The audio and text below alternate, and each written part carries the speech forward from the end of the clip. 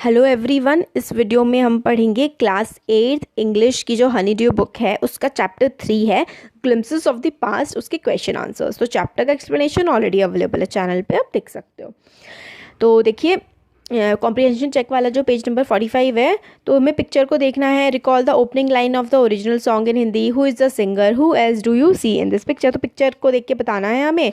तो opening line जो है उसमें लता मंगेशकर जी गा रही हैं, तो वो ये गा रही हैं, ए मेरे वतन के लोगो ज़रा आँखों में भर लो पानी, है ना, ये वाला जो सॉन्ग है। तो वो ये लोग गा रहे हैं, मतलब गा रही हैं। पूरा का पूरा आप लिख सकते हैं। और पिक्चर में आप लोग किसे किसे देख रहे हैं? पंडित जवाहरलाल नेहरू हैं, लाल बहादुर शास्त्री हैं और इंदिरा गांधी हैं उस पिक्चर में जो बुक में हमें दिखाई गई है। फिर पिक्चर 2 भी दिखाई गई है, आप उसे क्या समझते हैं? What do you understand by the company superior weapon. Second picture दिखाई गई है, कंपनी के जो सुपीरियर वेपन है, इससे आप क्या समझते हो उस चीज़ से? तो देखिए, East India Company conquered India by using their superior weapons the guns and diplomacy. तो ईस्ट इंडिया कंपनी जो अंग्रेज थे, उन्होंने हमारे देश को जीत लिया था, मतलब हमारे देश को गुलाम बना लिया था अपने सुपीरियर वेपन, मतलब उनके जो वेपन्स थे, वेपन होते हैं हथियार, वो काफ़ी ज़्यादा सुपीरियर थे, उनके पास मॉडर्न गन्स थी उस टाइम की। और डिप्लोमेसी, मतलब देखिए डिप्लोमेसी का मतलब होता है जैसे कि राजदूत होते हैं ना, एक देश से दूसरे देश से बातचीत करने के लिए जाते हैं, लड़ाई ना करके बातचीत करके जो हल निकाला जाता है उसी को डिप्लोमेसी कहते हैं, होशियारी से काम लेना एक तरह से। नेक्स्ट क्वेश्चन है, who is an artisan, why do you think the artisan suffered. Artisan कौन होते हैं और आपको क्यों लगता है कि आर्टिसन्स को ने सफ़र किया, मतलब उन्हें काफ़ी दिक्कतें झेलनी पड़ी। तो देखिए इसका आंसर है, an artisan is a craft person skilled in some trade, they suffered because the goods that they produced lost demand in Indian market. तो देखिए आर्टिसन होता है ऐसा क्राफ्ट पर्सन जो स्किल्ड होता है, हाँ, मतलब कोई ट्रेड में कोई काम करना उसे अच्छे से आता है, मगर उनको काफ़ी ज़्यादा सफ़र किया। They suffer because the goods that they produce lost demand in Indian market. Suffer इसलिए किया क्योंकि वो जो सामान, गुड्स का मतलब होता है सामान, सफ़र मतलब होता है कि परेशानी झेलना। परेशानी उन लोगों को इसलिए झेलनी पड़ी थी क्योंकि वो लोग जो सामान बनाते थे, अब इंडिया में लोग उसकी ख़रीदारी नहीं करते थे। वो अंग्रेज़ों द्वारा जो ब्रिटेन से सामान आता था वो सस्ता होता था, इसलिए उसको ख़रीदते थे। नेक्स्ट क्वेश्चन है, which picture according to you reveals the first sparks of the fire of revolt. इनमें से हमारी जो बुक की पिक्चर्स हैं, इनमें से कौन सी जो रिवील करती है पहला स्पार्क, स्पार्क मतलब शुरुआत में जो रिवोल्ट आंदोलन हुआ था, वो कौन सी वाली पिक्चर दिखाती है?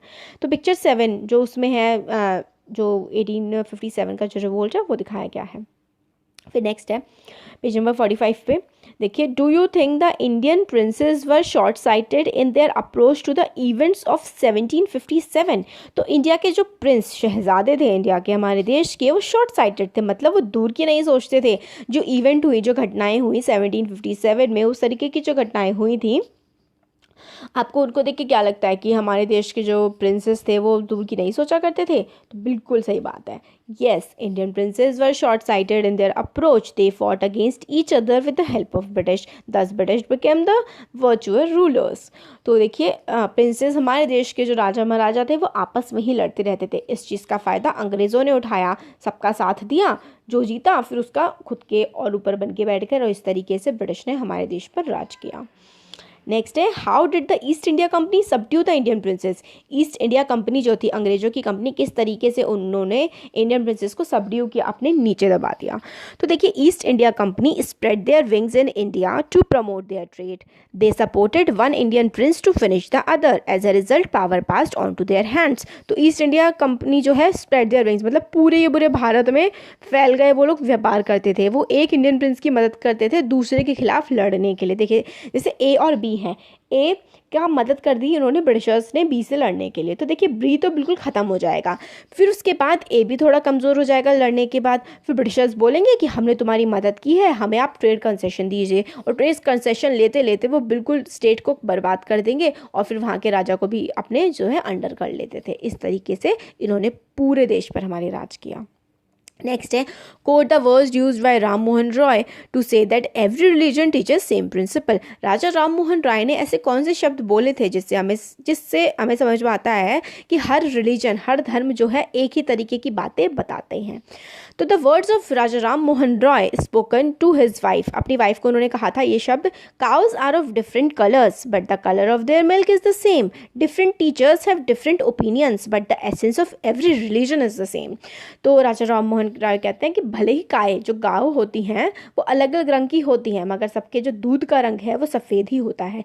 तो इसी तरीके से अलग अलग टीचर अलग अलग विचार, ओपिनियन का मतलब होता है विचार, अलग अलग विचार ज़रूर दे सकते हैं, मगर जो एसेंस होता है, जो वो कहना चाहते हैं, उनकी जो मूल बात होती है वो सबकी एक ही होती है। हर धर्म एक ही बात कहता है, चाहे वो अलग अलग तरीके से भले ही कहता हो। नेक्स्ट है in what ways that the British officers exploit Indians. British officers जो थे किस तरीके से उन्होंने इंडियंस को एक्सप्लॉइट किया। एक्सप्लॉइट करने का मतलब होता है बर्बाद करना। तो British rulers passed a resolution under which an Indian could be sent to jail without trial in the court. तो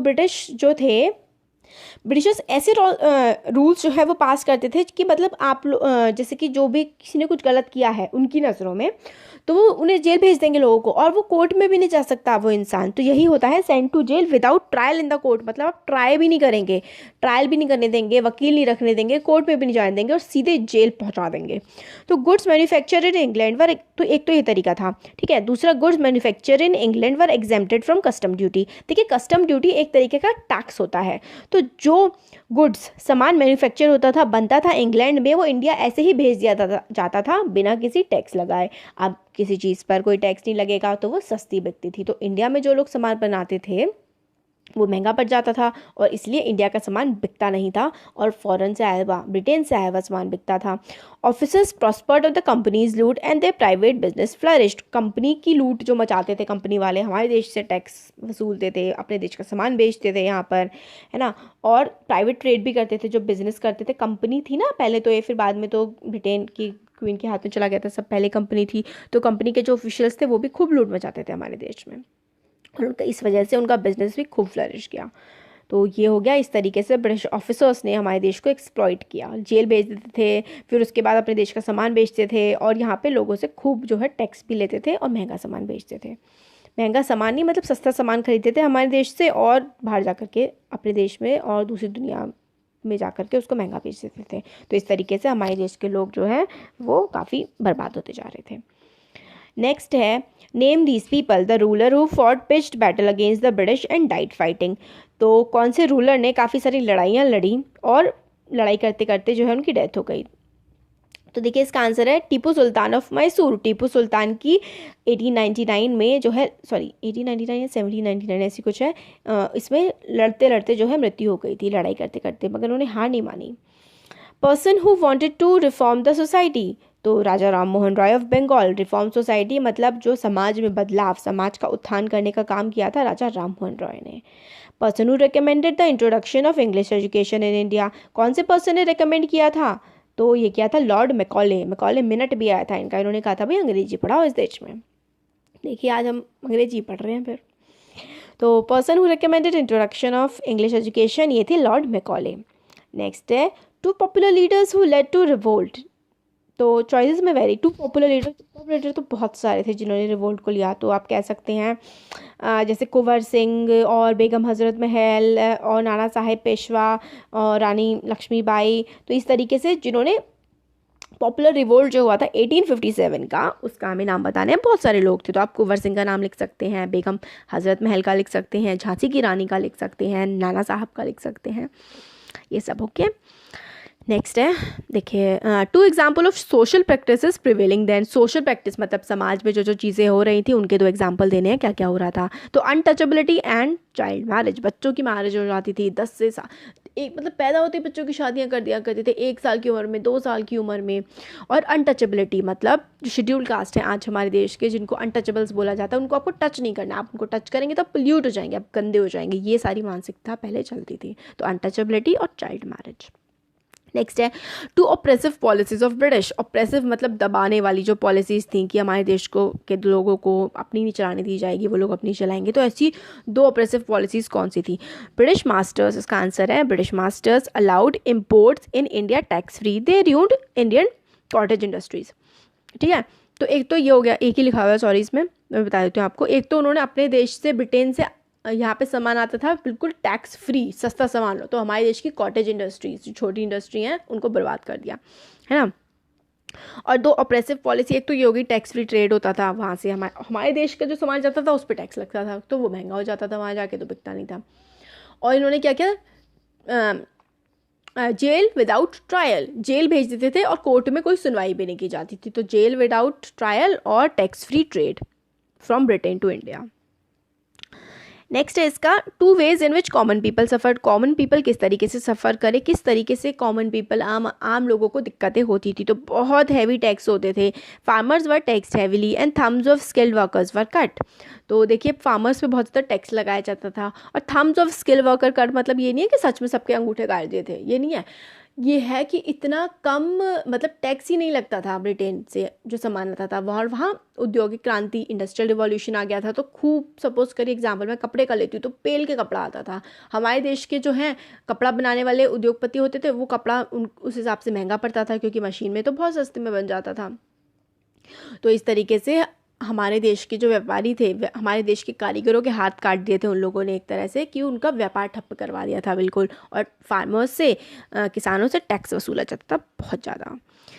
4th है four reason for the discontent that led to the 1857 war of independence. हमें 4 कारण बताने हैं जो discontent थे, मतलब जिसकी 4 रीज़न ऐसे। डिसकंटेंट का मतलब होता है जिससे मतलब बहुत ही ज़्यादा परेशान, किसी की आप विरोध करने की कगार पे आ जाओ, ऐसा।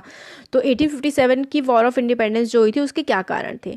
तो बहुत सारे कारण थे। देखिए पहले तो जो कबीलाई लोग थे, जो ट्राइबल पीपल थे, उनके साथ भी काफ़ी गलत कर रहे थे। तो सबसे पहला हम वही बताते हैं कि Santhals who lost their land became desperate and they revolted. तो संथल्स ने अपनी ज़मीन खो दी थी, वो बहुत ही परेशान हो गए थे अंग्रेज़ों की नीतियों से, तो उन्होंने रिवोल्ट कर दिया।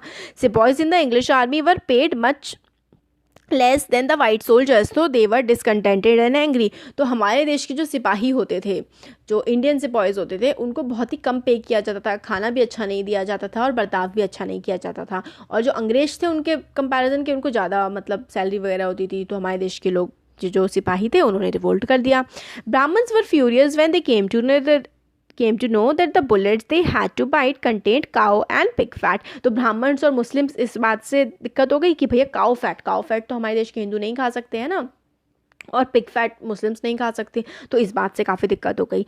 फिर डी है मैनी लैंडलॉर्ड्स वर सोर because the British policies deprive them of their land and state. तो सोर का मतलब नाराज थे, लैंडलॉर्ड जो ज़मींदार थे वो भी काफ़ी नाराज थे, क्योंकि जो उनका लैंड था, मतलब जो उनकी ज़मीन थी, पुश्तैनी ज़मीनें होती थी ज़मींदारों की, वो अगर टैक्स नहीं भर पाते थे इनको अंग्रेज़ों को, तो वो छीन ली जाती थी। तो इस वजह से वो लैंडलॉर्ड नाराज थे। तो ये देखिए हमारे इसके क्वेश्चन आंसर्स इस चैप्टर के कंप्लीट हो गए हैं। काफ़ी इंटरेस्टिंग चैप्टर है, हमारी इंडिपेंडेंस की हिस्ट्री के बारे में पता लगता है, और आपकी जो 8th क्लास की हिस्ट्री है उससे भी काफ़ी कुछ इससे आपको हेल्प मिल सकती है। तो ये हमारा हो गया चैप्टर। Thank you.